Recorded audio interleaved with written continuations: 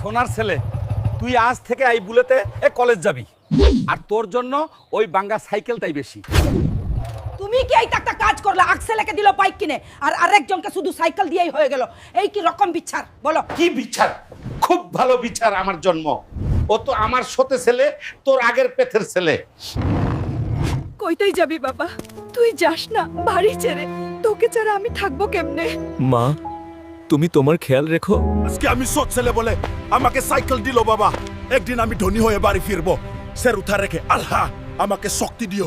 কাকু, আমাকে আপনার হোটেলে একটা কাজ দিতে হবে, আমার কাজের খুব দরকার আজকাল। কাজ করতে পারবি, কিন্তু সব কিছু খুব দেখে শুনে করে করতে হবে। হালকা ভাই, তোমার গ্রামের থেকে ফোন এসেছে, তোমার বাবাকে হসপিটালে ভর্তি করেছে।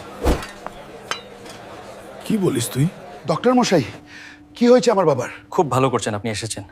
আপনার বাবার তো দুইটাই কিডনি ড্যামেজ হয়েছে, শীঘ্রই 20 লক্ষ টাকা জমা করতে হবে, অপারেশন করতে হবে। মা, তুমি কোনো চিন্তা করো না, আমি যে করে হোক বাবাকে বাঁচিয়ে তুলবো।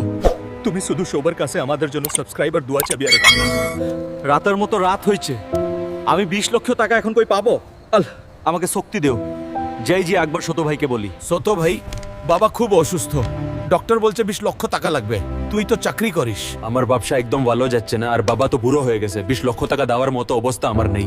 ছোট ভাই, তুমি এই কথা বলতেছে বড় দুঃখ লাগছে। ডক্টর সাহেব, আমি টাকার ব্যবস্থা করতে পারলাম না।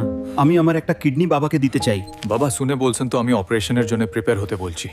ডক্টর সাহেব, আমার ছেলে রেড হাল্ক কই, আমি ওদের দেখতে চাই। আপনার ছেলে রেড হাল্ক এখনো আসেনি, আর ছেলে হালকা তার কিডনি দিয়ে আপনাকে বাঁচিয়েছে। বাবা হালকা, আমি তোকে অনেক কঠিন কথা বলেছি, আমাকে মাফ করে দে। দেখে নিশ্চয়ই সাবস্ক্রাইবার লাইক করে তোমার জন্য দোয়া করবে, আমি তোমার উপর গর্ব করি।